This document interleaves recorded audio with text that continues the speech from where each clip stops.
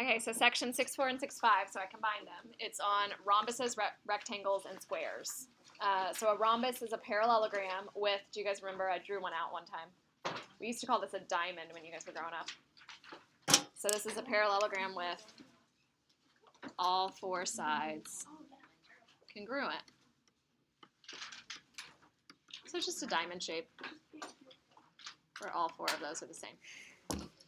I guess I have below, look, I gave myself space. I said, try to draw an example of a rhombus, a rectangle, and a square. Can you guys draw an example where you have all four sides congruent? Mine's struggling. It's a parallelogram, so make sure all the sides are parallel. So something like that, right? This would be a rhombus. Of course it just stopped writing. I'm cursed, I tell you. I'm cursed. Are these types of parallelograms? These are types of parallelograms. Yep. A rectangle. What do we think is special about a rectangle, Joseph? Yep. 4 right angles. So in other words, all 4 angles are congruent. And then a square is a parallelogram with? Yeah. All 4 sides congruent and 4 right angles. So all 4 sides and all 4 angles congruent. So let me write 4 angles are congruent there. Okay, so a rectangle would be something like this. You guys know how to draw a rectangle. And a square would be putting the two together like that. Okay. So our markings would be here. All right, so that's what we have. So a rhombus, a rectangle, and a square. So a rhombus doesn't have to be like, you know, you could have like a more squat rhombus. It doesn't have to be like really an up and down diamond. Okay, so let's do this. So it says decide whether the statement is always, sometimes, or never true. So you have some of these on your homework. Some of them might be repeated. I don't know. I didn't really think through it. So a rhombus is a rectangle. Is a rhombus ever a rectangle? It is, sometimes. If it's a square. So what we're going to say is a rhombus is not always a rectangle, but sometimes it is when it's a square. So we're going to say sometimes.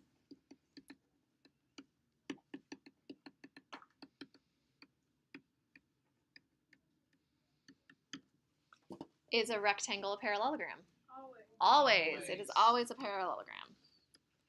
And on your homework, if you want to shortcut this and write sometimes, always, like this, S-A, I'm fine with that. A parallelogram is a rectangle. Sometimes, yep. So you can write S. A rectangle is a square. Sometimes.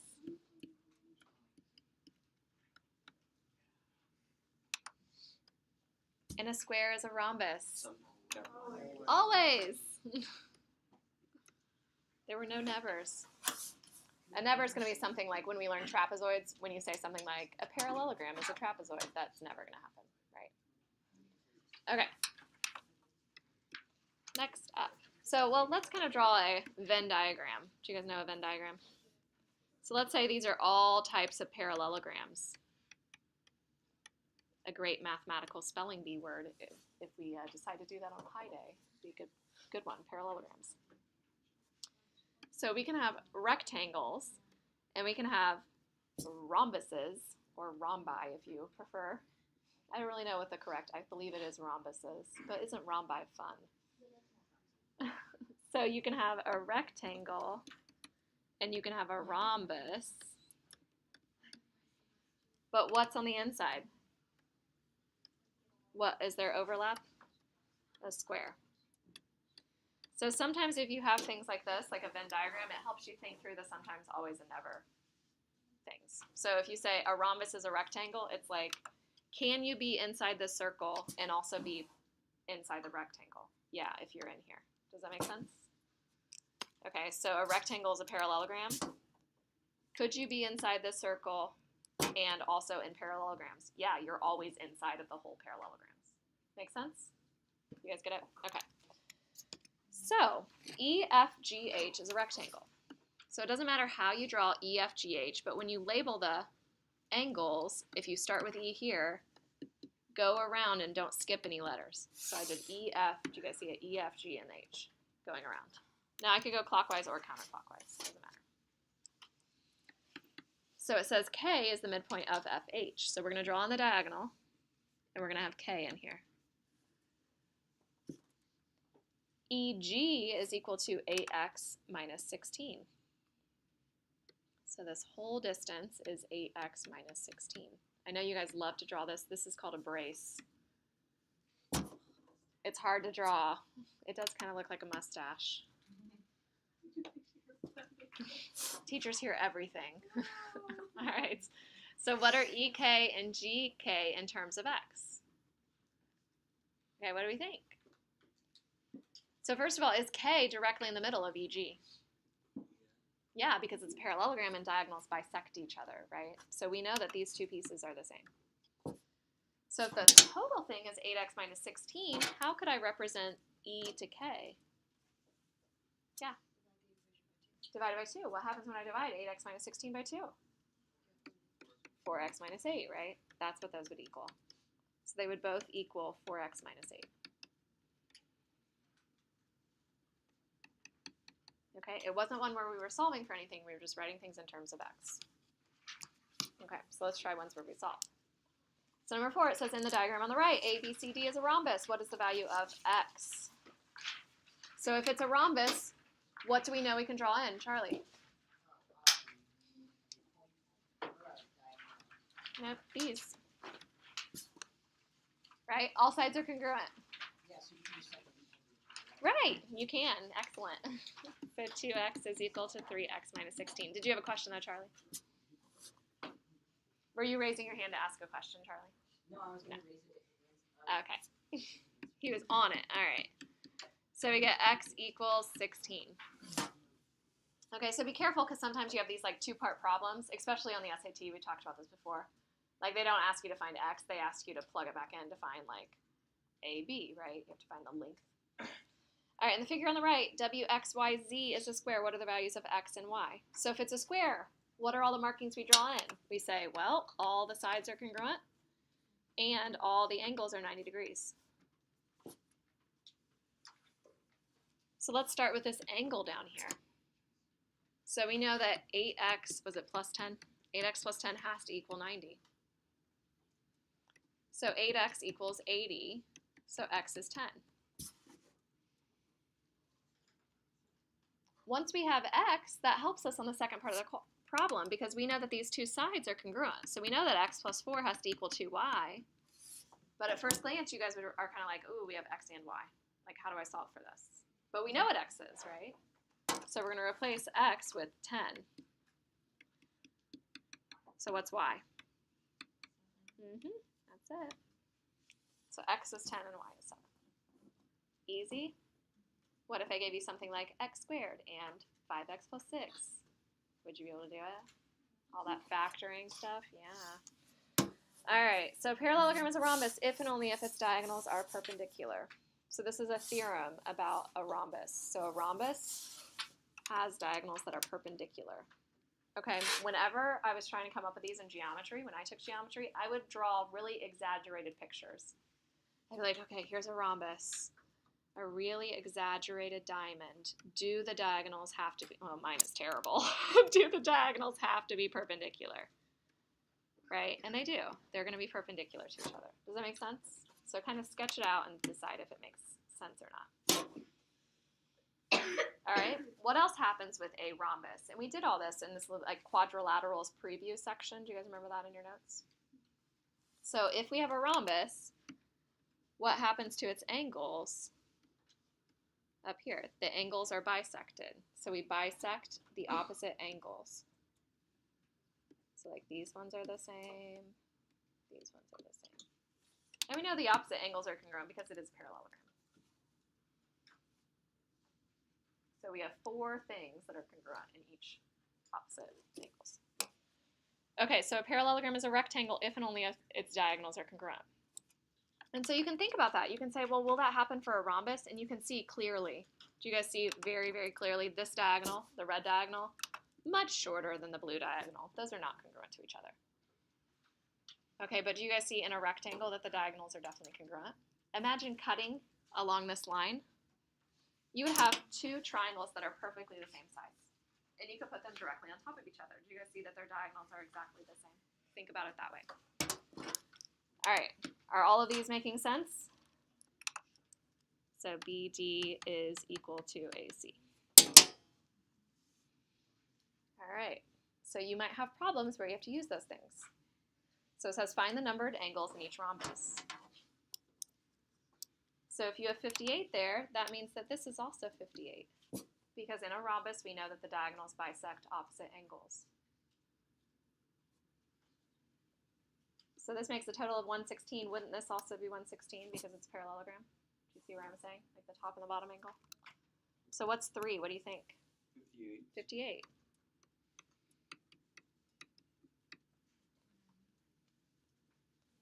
All right, what about 2? 90. Yeah, measure of angle 2 is 90. Because we know diagonals are perpendicular. So all of those are 90 in there. Okay, so that leaves us with this triangle where we have 90 degrees for 2, and we have 58 up here next to 3. Do you guys see how that's also 58? Can we get angle 1? Yeah, it's 90 minus 58, right? Or 180 is equal to 90 plus 58 plus measure of angle 1. So a lot of times when I have a 90-degree angle in there anyway, I just kind of get rid of that from the 180, and I'm like, oh, these two things need to add up to be the other 90 degrees. They're complementary. So what do we get? Yeah, 32. So measure of angle 1 is equal to 32. Okay, so on the next one, so again, we have a rhombus. So angle 1, I believe, should be 118, right? Opposite angles are congruent in a parallelogram. Do we think 2 and 3 are going to be the same? Yeah, I think they're going to be the same because these angles are bisected. And we know that opposite angles, so this whole thing and this whole thing are congruent, but those angles were also bisected. So 2 and 3 are the same thing. So how about we call it x and x? If I have a triangle with 118 at the top and x here, can we solve for it? Yeah, 118 plus 2x equals 180. Subtract over, so we get 72. 62. 62? Oh, well, yeah, that's right. Got to carry. 62, so I get 31. Cam Pritchard, is that your first point? So exciting. All right. So we get 31. So angles 2 and 3 are both 31.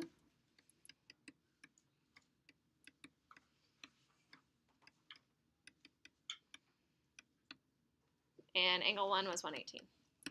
Okay? Okay, so find the values of the variables in each parallelogram.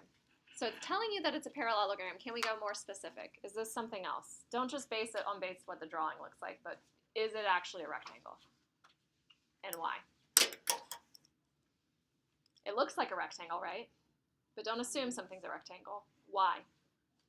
Why is it a rectangle? Now you're like, it's not, because she's saying don't assume it is. It is. It's a rectangle because we have a 90-degree angle there. So if that's 90, we know opposite angles are congruent. But we also know consecutive angles are supplementary. So like R and S would have to be 180, right? So yes, it's a rectangle. So we have RZ is equal to 2x plus 5. SW, this whole length here, is 5x minus 20. This is a tricky question. What do you think we do?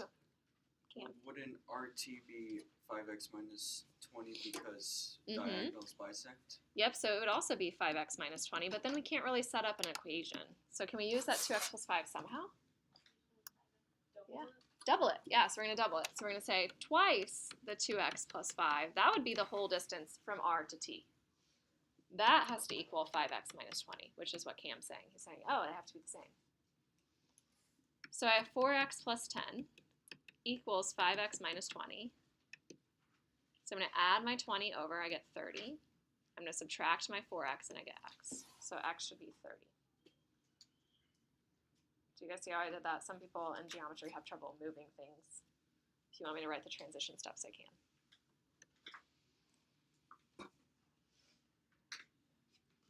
All right, so what shape does this look like? And tell me why you think it is that shape. It looks like a square, right? And it is a square because we have the 90-degree angle, which means that all of the other ones are 90. And we have the marks that mean that this is congruent. So we have 4 right angles and 4 congruent sides.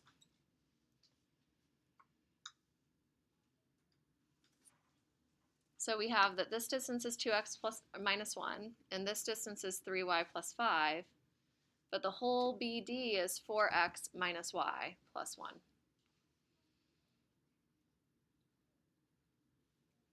Okay, so we could write an equation and we could say something like the whole BD was 4x minus y plus 1, and that is equal to 2x minus 1 plus 3y plus 5. But that doesn't really get us anywhere, does it? You can see the issue? I think I'm missing something. Does anybody see anything else we can do? Yeah, we don't have a second equation, do we? But we kind of do. Actually, we can do this.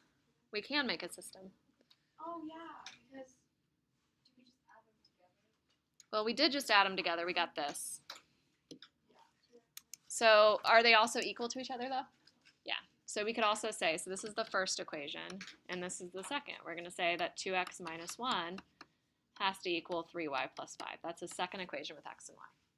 Does that make sense, guys? You get it? Okay, so let's simplify both these equations down so that we have something x plus something y equals a number. That's usually the order we got it in when we had a system of equations. So I'm going to subtract my 2x over. So I get 2x minus y plus 1 equals negative 1 plus, this is going to take forever if I don't. I'm trying to like show the transition steps, but it's painful for me. Can I just move everything over so it's like, okay, I'm going to add the 1 over, I'm going to subtract the 5 over. What do I get when I do that for my numbers? 5. Close, but I'm doing minus 1, so I'm adding 1. So 1 plus 1 is 2. 2, and then subtract 5. Negative 3, so it's going to be negative 3. Well, actually, maybe we should leave those over here.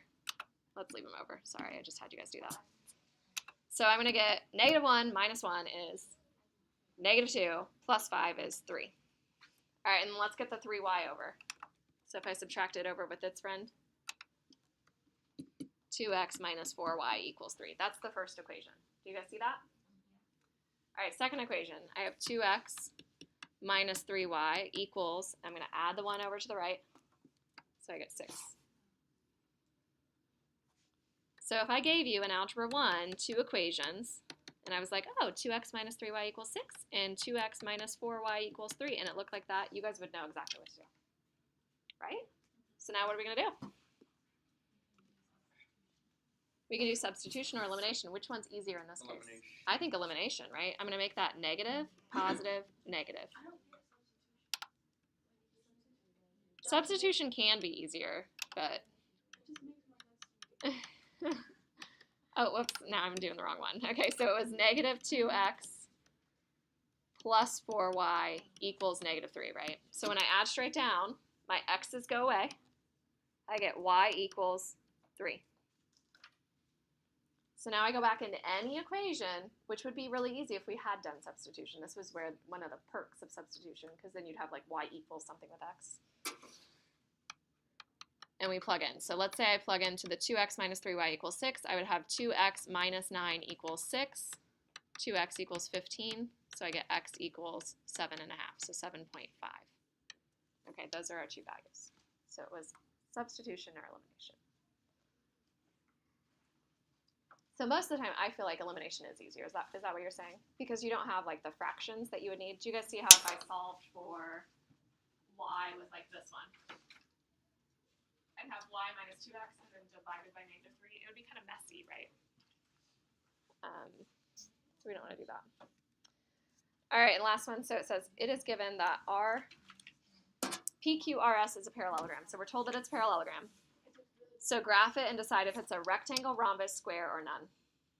Okay, so let's graph it and see what it looks like and then go from there.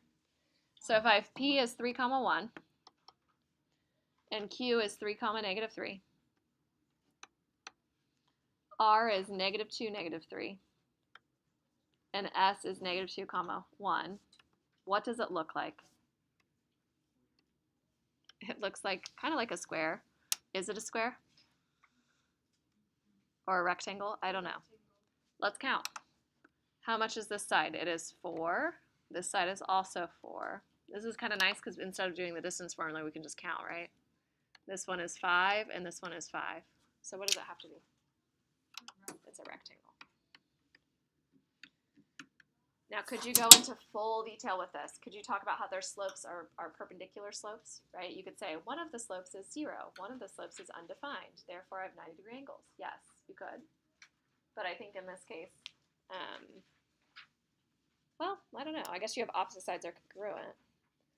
But yeah, I guess I probably would. I would probably say that you have 90-degree angles. So I would say something like the slopes. The way I shortcut it is I'll do like slope of PS equals slope of RQ. Do you guys see what I'm saying? Like a subscript. Like the slope of this one is 0 and 0. And the slope of like SR and the slope of PQ are both undefined. So we have 4 right angles.